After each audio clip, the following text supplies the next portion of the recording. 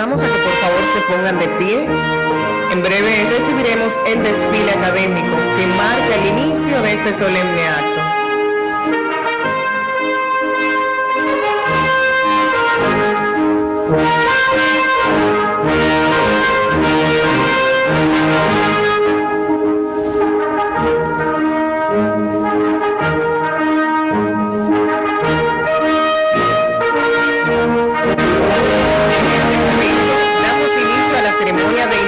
Del año académico 2018-2019 con la cátedra magistral titulada Universidad, Individuo y Sociedad, reflexiones sobre la enseñanza universitaria 30 años después, que será dictada por el doctor Flavio Darío Espinal, profesor de la Escuela de Derecho de esta Pontificia Universidad Católica, Madre y Maestra.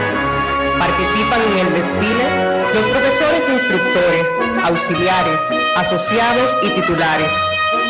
Continúa el desfile con los señores directores de escuelas y departamentos, los decanos, vicerrectores, acompañados del orador invitado.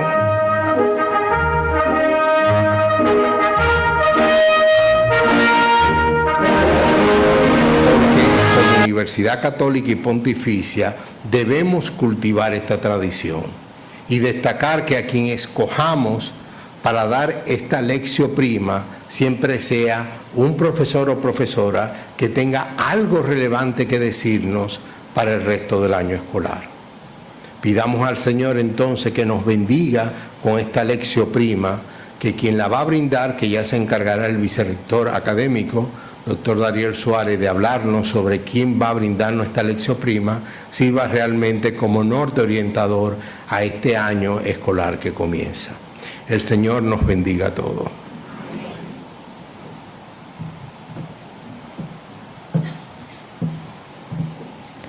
La mesa de honor la integran el doctor David Álvarez, vicerrector de campus de esta Pontificia Universidad. Le acompañan el doctor Flavio Darío Espinal, orador invitado, el doctor Dariel Suárez, vicerrector académico, el doctor Quiero Guerra, vicerrector de investigación e innovación, y la profesora Raquel Peña, vicerrectora de administración y finanzas. Ocupan lugar en las primeras líneas de asiento de este auditorio decanos, directores de escuelas y departamentos académicos, profesores titulares, auxiliares e instructores. Y agradecemos, por supuesto, la presencia del profesorado, del estudiantado, personal administrativo, representantes de centros educativos y de los medios informativos que dan cobertura a esta actividad. Para la presentación del orador invitado, invitamos a ocupar el podio al doctor Dariel Suárez, vicerrector académico.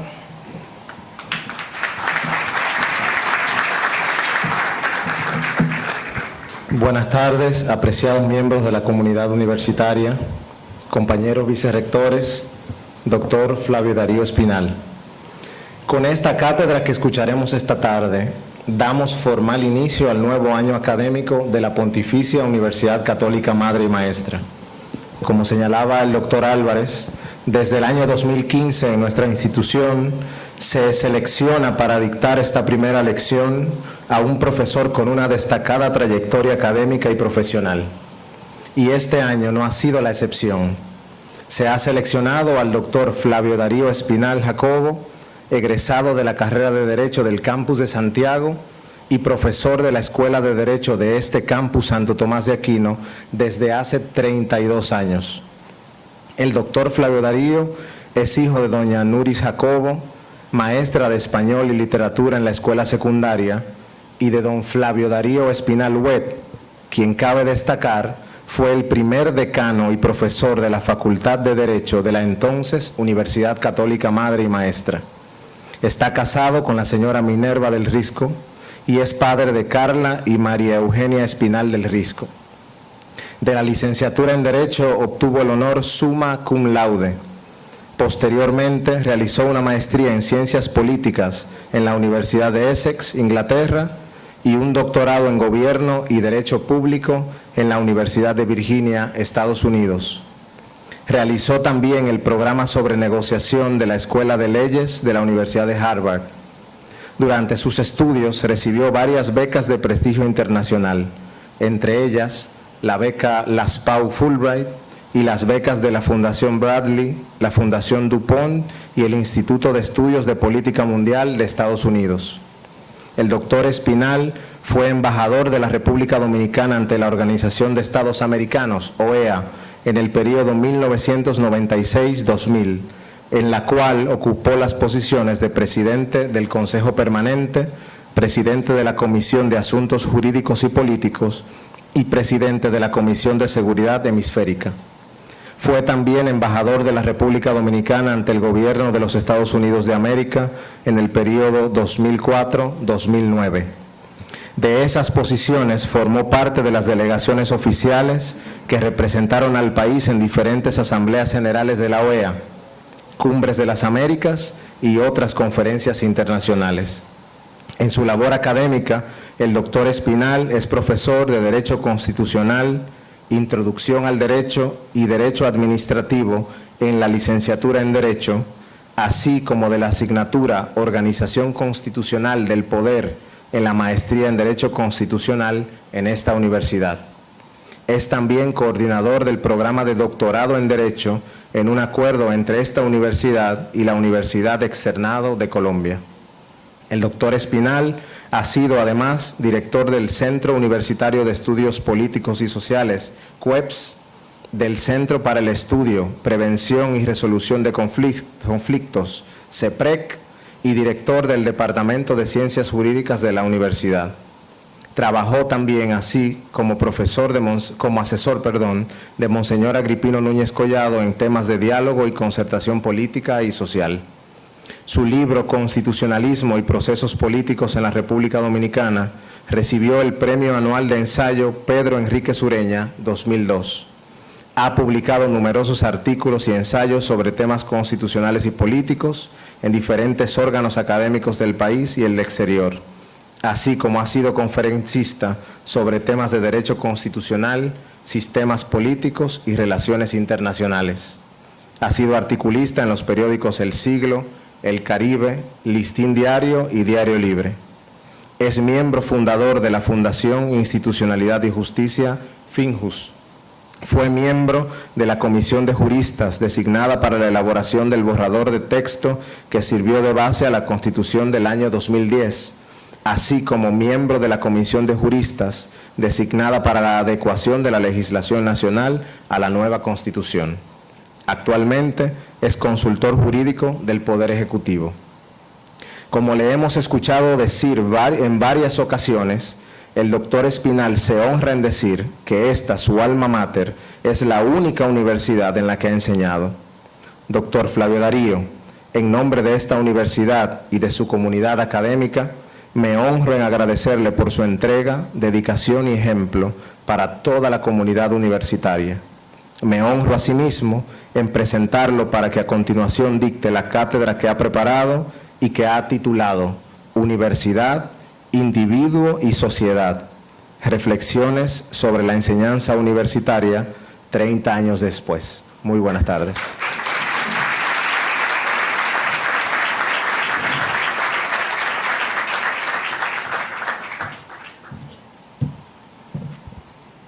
Muy buenas tardes, distinguidos vicerrectores,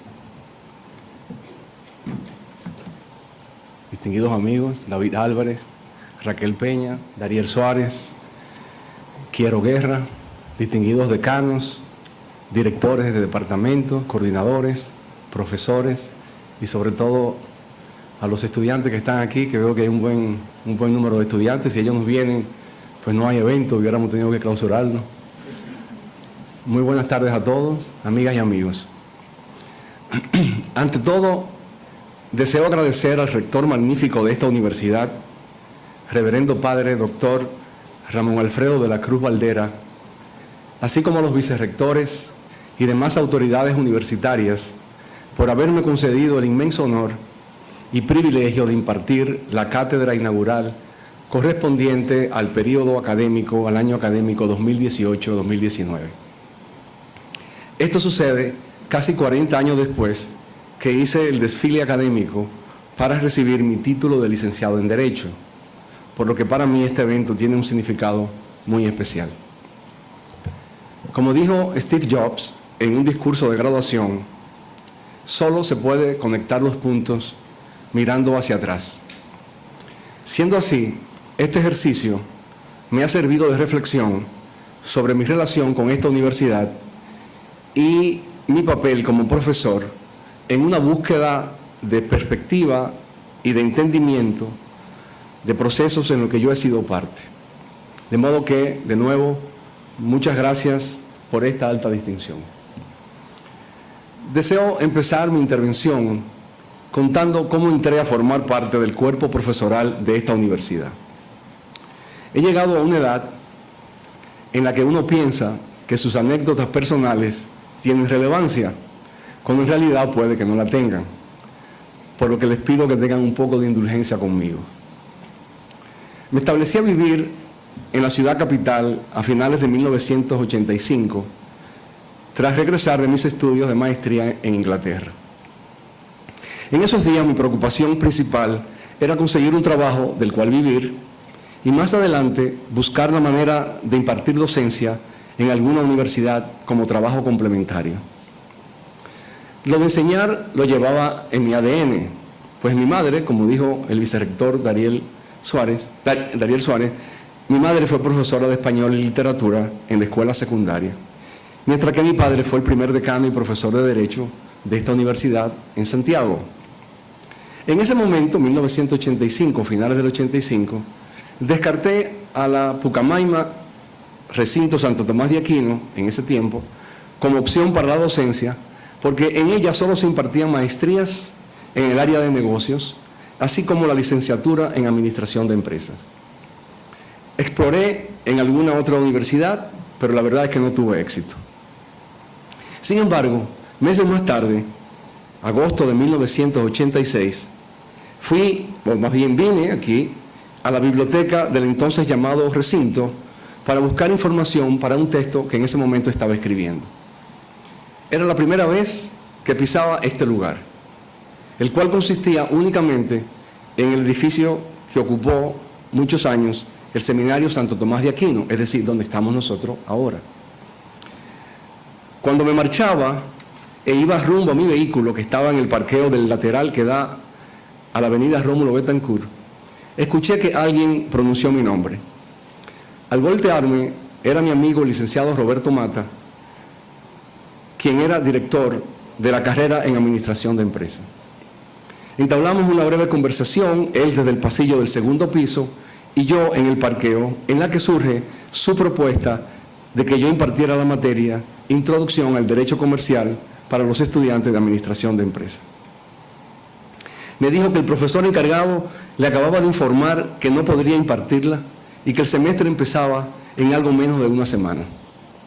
Mi reacción inmediata fue decirle que no estaba preparado y que además nunca había tenido mayor interés por el derecho comercial. Él insistió y casi me lo pide como auxilio.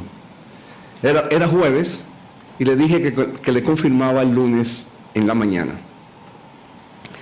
Ese fin de semana fui a Santiago a estar con mis padres y aproveché para visitar, en búsqueda de orientación, a mi profesor, amigo y mentor, licenciado Ramón García Gómez, a quien le conté lo que le acabo de contar a ustedes. Como era Ramón, y ustedes casi ninguno lo conoce aquí, una persona excepcional, extraordinaria, me dio un sabio consejo. Me dijo que tomara la materia, que lo importante era entrar en la universidad y que luego surgirían otras oportunidades. No se imaginan cómo me ha servido esta lección el resto de mi vida. Por eso aprovecho en esta ocasión, así como lo hice en Santiago, para recordar y honrar la memoria de Ramón García, un verdadero líder en la universidad y en la comunidad jurídica, a quien muchos o algunos de ustedes tal vez conocieron. Murió de, creo que 48 o 49 años, algo que nos llenó de tristeza a muchos en la comunidad universitaria, en la comunidad jurídica. Las cosas sucedieron tal como él las visualizó. Empecé a impartir la materia Introducción al Derecho Comercial para los estudiantes de Administración de Empresas y menos de un año después, Monseñor Agripino Núñez Collado me convocó a una reunión junto al doctor Rafael Alburquerque, al doctor Milton Ray Guevara y al doctor Mariano Rodríguez, para discutir la creación de la carrera de Derecho en el recinto Santo Tomás de Aquino. Y así, este núcleo de profesores creó esta nueva carrera universitaria, la cual fue la primera, junto a Filosofía, creada en el campus de Santiago. Me siento orgulloso de decir que el trabajo realizado por este grupo de profesores, junto a muchos otros que se fueron uniendo con el paso del tiempo, ha hecho que la carrera de Derecho del ahora campus Santo Tomás de Aquino sea líder en su área a nivel nacional. En lo que a mí respecta, las palabras de Ramón García siguieron siendo premonitorias. En medio de la profunda crisis económica y agudos conflictos sociales y políticos de los años 1989-1990, Monseñor Núñez, en su labor tesonera a favor del diálogo y la concertación, decidió crear el Centro Universitario de Estudios Políticos y Sociales y me designó como su primer director. Esa ha sido una de las experiencias más significativas de mi vida intelectual y profesional, pues aunque solo permanecí alrededor de 2 años en esa posición, la experiencia fue tan rica e intensa que valió por muchos más. Esa posición me sirvió para interactuar con una variedad de personas del mundo social, político y empresarial del país. Y sobre todo, tener el enorme privilegio de trabajar de cerca por primera vez con Monseñor Agripino Núñez Collado. Vinieron otras oportunidades más adelante. Con el apoyo de la universidad, en 1991 partí hacia Estados Unidos a hacer mi doctorado en la Universidad de Virginia, lo que a su vez, validando de nuevo a Ramón García, me abrió otras puertas. Pero esa ya es otra historia. ¿Qué hubiese ocurrido en mi vida si hubiera rechazado la invitación aparentemente poco atractiva que me hizo el amigo Roberto Mata? Y si no me hubiera llevado del consejo que me dio el profesor Ramón García, mi derrotero hubiera sido otro, lo que no quiere decir mejor o peor, simplemente otro. Un hecho fortuito o aparentemente fortuito, como estar en el parqueo de la universidad en un momento determinado, dio lugar a una concatenación de eventos que marcaron significativamente mi identidad y mi carrera profesional.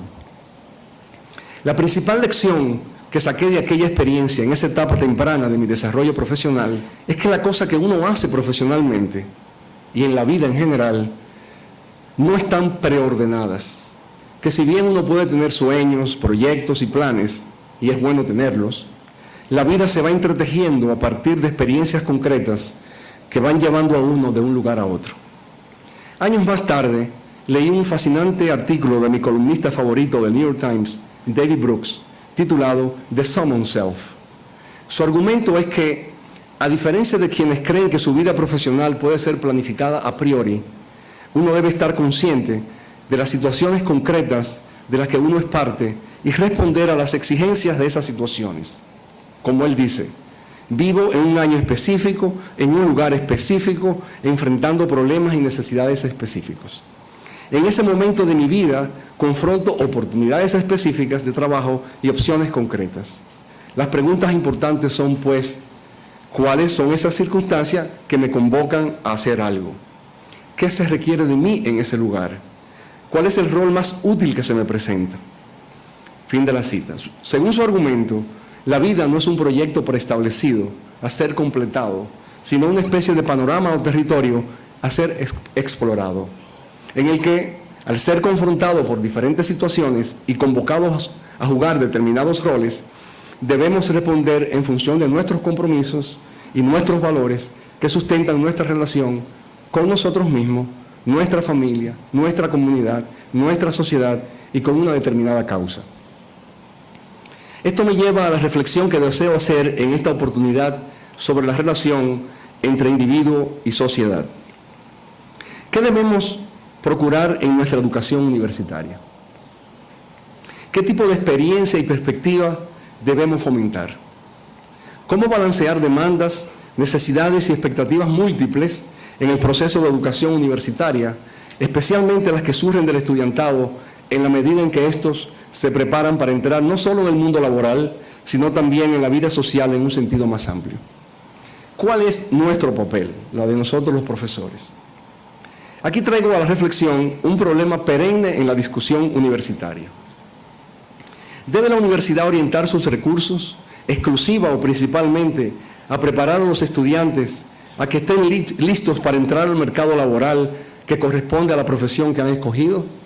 ¿O debe la universidad ensanchar su perspectiva educativa y poner siempre delante y por encima, o al menos asumir como prioritario, otros aspectos del proceso educativo? En otra palabra, ¿debe la universidad asumir un enfoque educativo utilitario o, en cambio, trascender lo meramente utilitario y asumir un enfoque educativo más amplio, tal vez más humanista e integral, que ofrezca a los estudiantes herramientas que van más allá de un simple entrenamiento para el ejercicio de una profesión u oficio? Reconozco que sobre esto se ha hablado, escrito y discutido mucho, por lo que seguro será muy poco o nada innovador lo que yo pueda aportar. No obstante, quiero contribuir con mis reflexiones, las cuales se nutren mucho de estas experiencias que le conté y de muchas otras más. Solo dedicar el primer día de clase, y aquí veo que hay algunos estudiantes míos y no me van a dejar mentir, solo dedicar el primer día de clase, luego de cumplir con las formalidades propias de informar sobre las reglas de comportamiento, el temario, la forma de evaluación, hablar sobre la importancia para los abogados de herramientas como la escritura, la expresión oral y el razonamiento. Con razón, muchos de ustedes pensarán que esto está muy bien para los estudiantes de Derecho, o de Filosofía, o de Periodismo, Sociología, Antropología, o cualquier otra carrera similar. Hoy quiero sostener el argumento de que estas herramientas son fundamentales para todas las profesiones y que es necesario rescatar esta perspectiva para contrapesar la visión utilitaria que ha ganado tanto espacio en el mundo universitario, no solo en nuestro país, sino en otras partes del mundo. Por supuesto, aunque esta es una posición cada vez más minoritaria en los ambientes universitarios, se trata de un argumento sobre el que se ha escrito y discutido mucho en diferentes sectores. En su interesante libro In Defense of Liberal Education, el reconocido intelectual y analista de CNN y del Washington Post, Fareed Zakaria, cita un reporte producido por la Universidad de Yale en el año 1821, en el que se sostiene que los dos objetivos del proceso educativo universitario son, por un lado, entrenar la mente a pensar, es decir, la disciplina mental propiamente hablando, y por el otro, llenar la mente con un contenido específico, es decir, el mobiliario mental que corresponde a una determinada área del conocimiento. El argumento central de este reporte es que aprender a pensar es más importante que los asuntos específicos que son enseñados en el proceso de aprendizaje. Reflexionando sobre este reporte, el propio Zakaria señala que, cito, uno puede siempre leer un libro para obtener información básica sobre un tema o simplemente usar Google. El desafío crucial es cómo aprender a leer críticamente, analizar información y formular ideas. Y sobre todo, disfrutar suficientemente la aventura intelectual para hacer esto con facilidad y con frecuencia. En el fascinante libro La utilidad de lo inútil, el renombrado escritor y profesor de literatura de la Universidad de Calabria, Italia, y del Centro de Estudios de Renacimiento Italiano de la Universidad de Harvard, Lucio Ordin, expresa la misma preocupación de la siguiente manera, cito, «Sería absurdo cuestionar la importancia de la preparación profesional en los objetivos de las escuelas y las universidades. Pero, ¿la tarea de la enseñanza puede realmente reducirse a formar médicos, ingenieros o abogados? Privilegiar de manera exclusiva la profesionalización de los estudiantes significa perder de vista la dimensión universal de la función educativa de la enseñanza. Ningún oficio puede ejercerse de manera consciente sin las competencias técnicas que exige, no se subordinan a una formación cultural más amplia, capaz de animar a los estudiantes a cultivar su espíritu con autonomía y dar libre curso a sus curiosities. Identificar a los seres humanos, dice él, por su mera profesión, constituye un error gravísimo. En cualquier hombre hay algo esencial que va mucho más allá del oficio que ejerce. Sin esta dimensión pedagógica, completamente ajena a toda forma de utilitarismo, sería muy difícil, ante el futuro, continuar imaginando ciudadanos responsables, capaces de abandonar los propios egoísmos para abrazar el bien común, para expresar solidaridad, para defender la tolerancia, para reivindicar la libertad, para proteger la naturaleza, para apoyar la justicia. Fin de la cita. Como parte de su argumentación, Nuncio Ordín cita al cardenal Paul Henry Newman, pensador religioso sumamente influyente en el siglo XIX, que se convirtió del anglicismo al catolicismo y beatificado en el 2010 por el Papa Benedicto XVI. En su texto Discurso sobre la educación universitaria, Newman rechaza la idea de que, cito, solamente lo útil merece ser buscado, y la vida no es suficientemente larga como para ser empleada en llamativas, curiosas o brillantes trivialidades. Según Newman, el desarrollo general de la mente tiene la primacía sobre el estudio profesional y científico, en la convicción de que los hombres con una educación pueden realizar lo que los incultos no son capaces de realizar. Una concepción similar tiene el renombrado e influyente pensador liberal Michael Oshot. En su libro The Voice of Liberal Learning, Oshot reflexiona sobre el papel de la universidad y lo que esta está llamada a ser especialmente para el estudiantado de licenciatura. Él dice que la universidad, cito, es un lugar donde es decir, el estudiante de licenciatura, tiene la oportunidad de una educación en conversación con sus profesores, sus compañeros y consigo mismo, y donde él no es o no debe ser conducido a confundir educación con el entrenamiento para una profesión, como el aprendizaje de los trucos o habilidades de un negocio. Y agrega, la universidad dejará de existir cuando su enseñanza se convierta en mera instrucción y cuando los que vengan a ella deseen solo la calificación para ganarse la vida o la certificación que les permita continuar en la explotación del mundo. Fin de la cita. En este punto deseo volver a lo que referí, que siempre hablo el primer día de clase. Por supuesto, una cosa es lo que digo y otra la que hago, pues estoy lejos de cumplir cabalmente la propuesta que presento a mis estudiantes sobre la importancia de pensar, escribir, hablar y razonar bien. Estoy seguro que muchos de ustedes pensarán que esto, como señalé anteriormente, está muy bien para una carrera como Derecho. Y en parte es cierto. Un abogado que no sepa escribir bien no podrá plasmar con todo el rigor necesario sus análisis, ideas y argumentos en un escrito ante una corte de justicia o en una opinión que se le requiera para dilucidar algún aspecto jurídico. Lo mismo podría decirse de otras profesiones en las que es evidente que escribir correctamente es una herramienta que define a la profesión misma. Pero en realidad, escribir bien hace una gran diferencia en cualquier profesión, incluyendo las que uno menos asocia con las letras, tales como las ingenierías, las finanzas, las ciencias naturales, entre otras profesiones. Sobre esto, un expresidente ejecutivo de la gran multinacional Lockheed Martin, el señor Norman Augustin, al reflexionar sobre sus años al frente de esa empresa, expresó que al final de su carrera, dicha compañía había contratado 180,000 personas, la mayoría con título universitario, de las cuales 80,000 eran ingenieros o científicos, a lo cual agregó que la correlación más fuerte con el ascenso en los rangos gerenciales por parte de estos profesionales que estaban ahí, era la habilidad de un individuo de expresar por escrito de manera clara sus ideas y pensamientos. Esto tiene una explicación lógica. Para escribir bien se requiere pensar bien, lo que significa que hay una relación muy estrecha entre ambos aspectos. Lo mismo puede decirse en cuanto a la capacidad para hablar bien y exponer verbalmente de manera articulada ideas, proyectos, propuestas y cualquier otro asunto que requiera ser presentado ante un grupo de personas. De nuevo, esto aplica de manera muy clara a la profesión del derecho, pues la efectividad de un abogado dependerá mucho de su capacidad para exponer verbalmente sus ideas en un tribunal, en un proceso arbitral, en una mesa de negociación o en una comunicación directa con un cliente.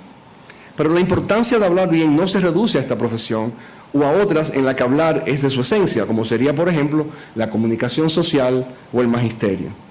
No, también aplica a un ingeniero que desea hacer la presentación de un proyecto o al gerente de una empresa que desee convencer a su junta de directores o motivar a sus empleados. Y al igual que la escritura, la exposición oral es un canal para expresar lo que la mente contiene, por lo que tanto la comunicación escrita como la comunicación verbal están intrínsecamente relacionadas con el proceso de pensar y razonar. La formación universitaria necesita poner más énfasis en estos aspectos, independientemente de la disciplina de que se trate. Al menos eso pienso. También tiene que hacer honor al viejo y sabio proverbio que dice: no les den pescado, sino enséñale a pescar.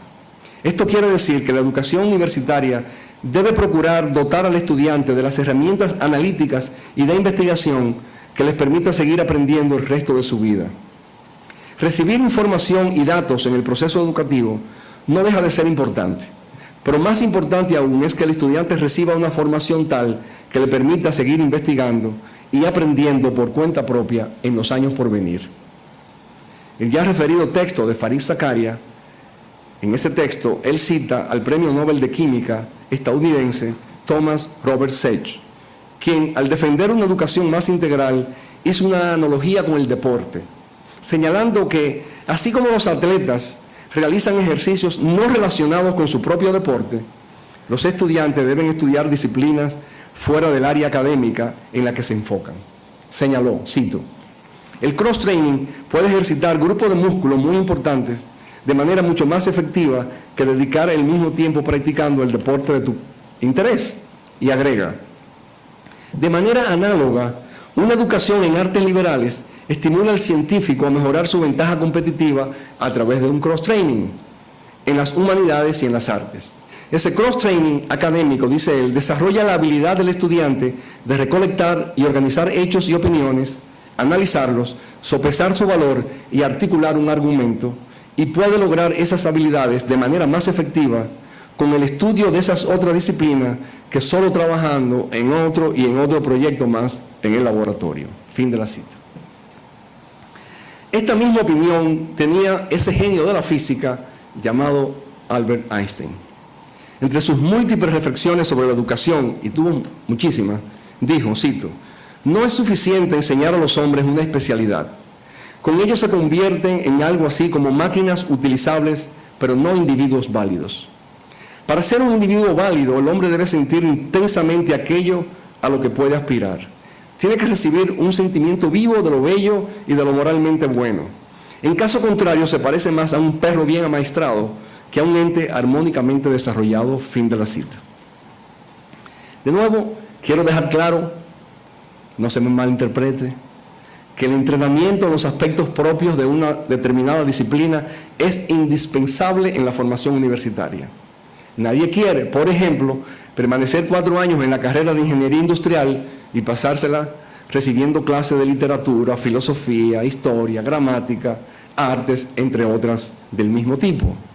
Sin embargo, recibir una buena formación en esas áreas prepara al estudiante para hacer mejor su trabajo, como indiqué hace un momento.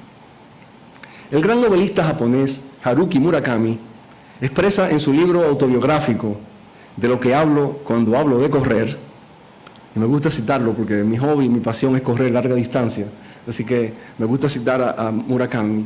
Dice que el maratón es una metáfora de la vida, lo que significa que siempre hay que tener la mirada hacia adelante, hacia el horizonte, que se nos presenta en la lejanía.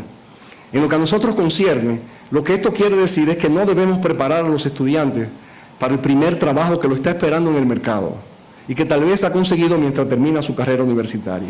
La experiencia dice que las posibilidades de que ese sea solo el primer trabajo son muy altas. Y más aún, la experiencia dice también que las posibilidades de que esa persona obtenga trabajos fuera de su disciplina son también altísimas, por lo que les convendría enormemente recibir esas herramientas fundamentales que se adquieren principalmente en el proceso educativo formal. Miro hacia atrás y pienso en algunos de mis alumnos más brillantes. Solo algunos se han destacado en la profesión de Derecho.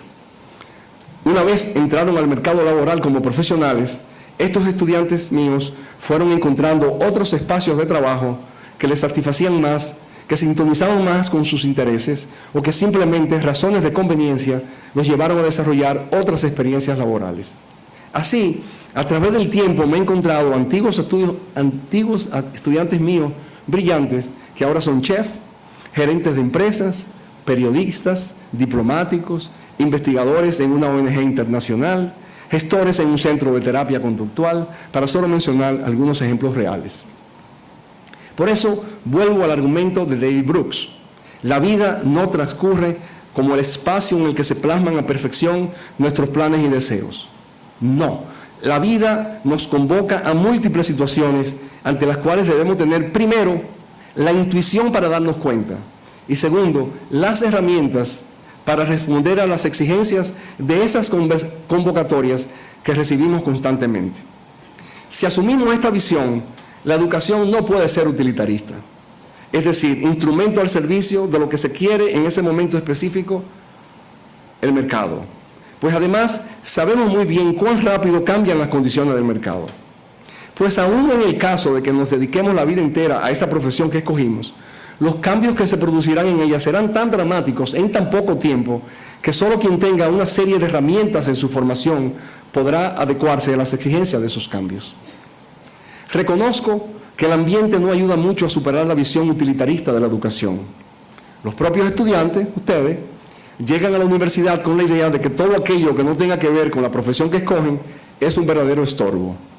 Y lo dice alguien que enseña a estudiantes de Derecho, a quienes es de asumir que les interese la historia, la filosofía, la literatura, la gramática, o al menos que valoren estas áreas del conocimiento como herramientas esenciales en su formación como juristas.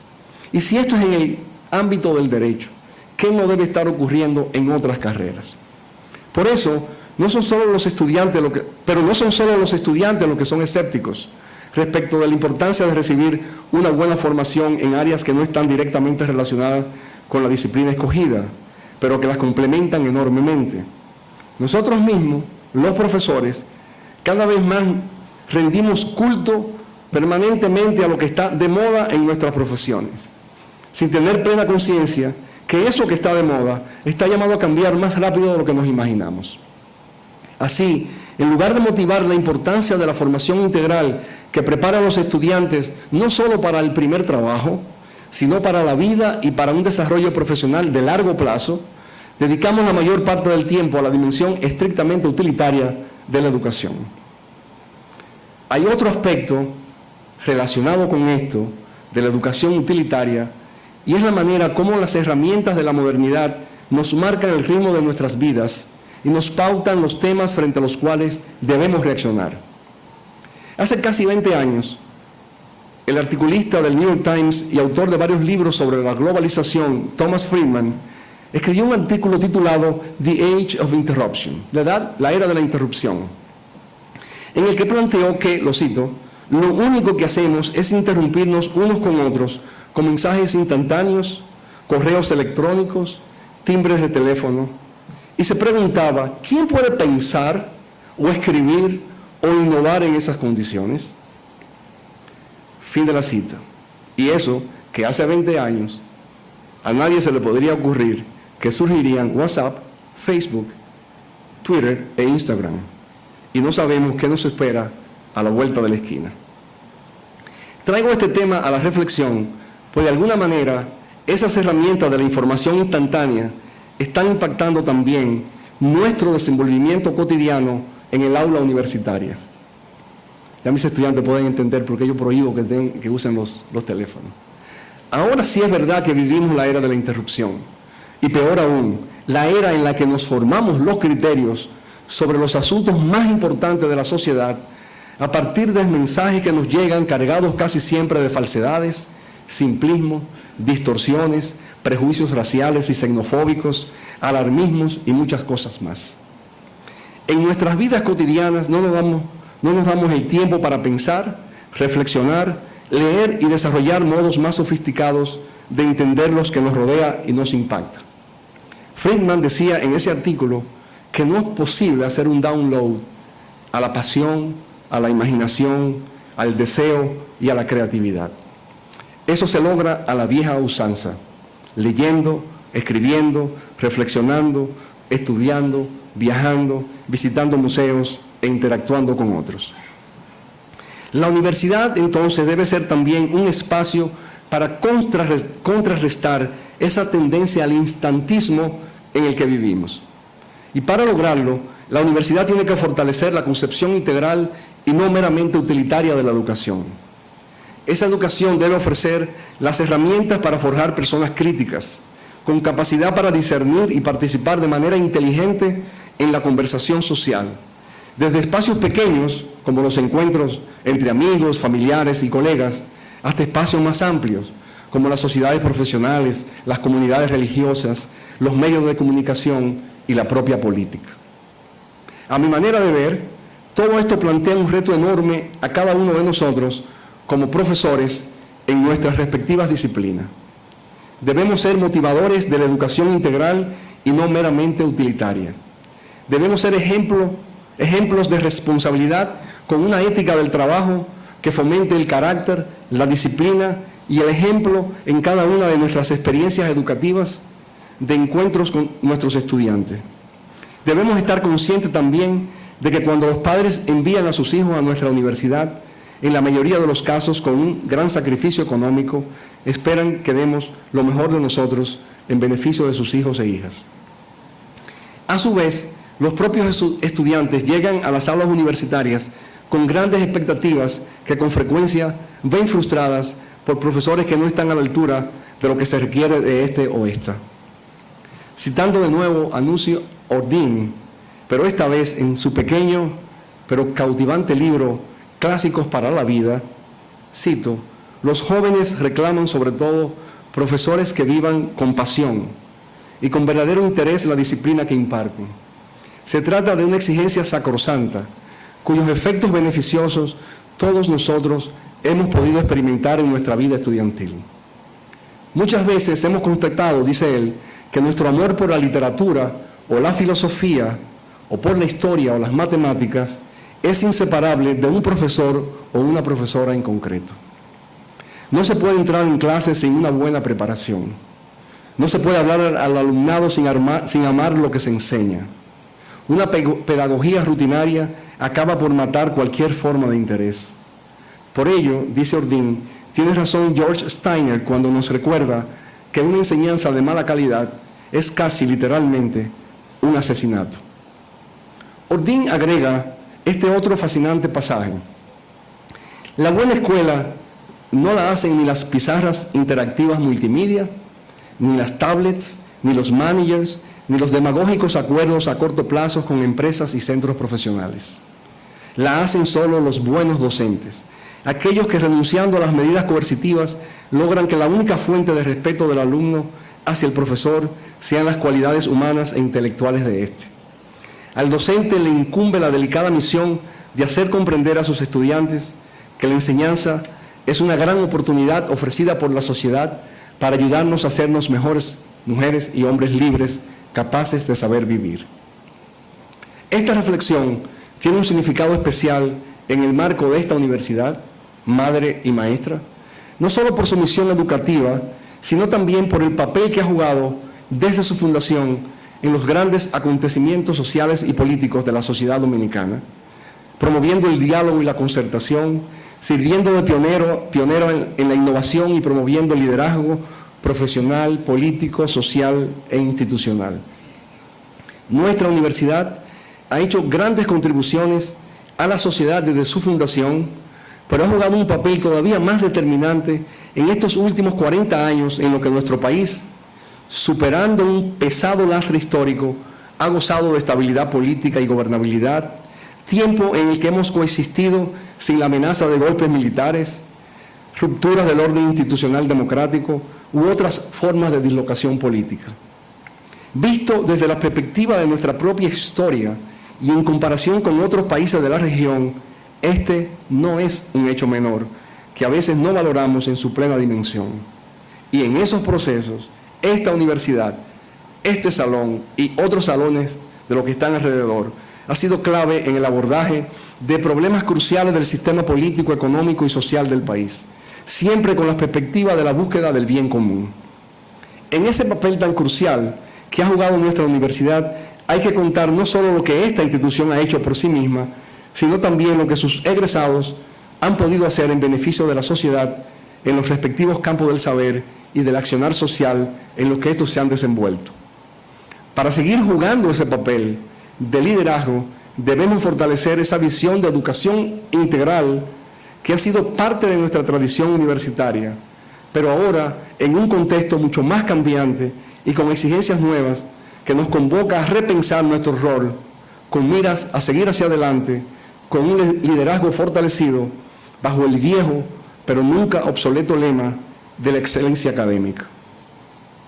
Me siento enormemente orgulloso de ser parte de esta institución, como dijo el vicerrector Dariel Suárez, la única en la que he impartido docencia. Ese orgullo tiene su razón de ser por todo lo que esta universidad ha representado desde su fundación en una humilde casona en la calle Máximo Gómez de Santiago de los Caballeros, en aquel ya lejano 1962, cuando el país comenzaba a sentir los primeros aires de libertad tras 31 años de obscurantismo absolutista del régimen de Trujillo. También me siento orgulloso por lo que representa hoy día, una institución moderna, con un campus central de clase mundial, una infraestructura envidiable y una dilatada experiencia académica pionera en una variedad de programas académicos. Y por supuesto, también me siento orgulloso de esta universidad por todo lo que ésta está llamada a representar en los años por venir. Muchas gracias.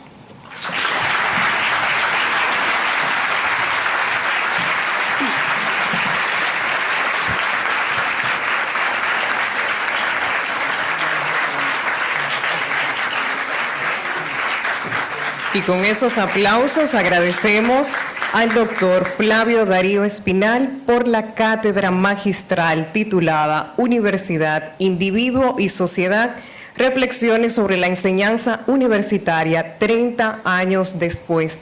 Si bien es cierto, la disertación del doctor Espinal integró referentes científicos, académicos, ideas varias en torno al tema propuesto, resalta lo oportuno de un discurso que se nutre de experiencias en diferentes áreas y que confirma que a las personas nos gusta escuchar historias. Gracias, doctor Espinal, por compartir con nosotros lo encontrado en su recorrido profesional, ya que si bien es cierto, hay gratitud al aprender, valioso es el gesto de compartirlo. En este momento nos disponemos para pasar al brindis y antes, cuando ya todos se dispongan a salir, invitamos a quienes ocupan la mesa de honor, por favor se queden para una foto principal. Con un aplauso concluimos.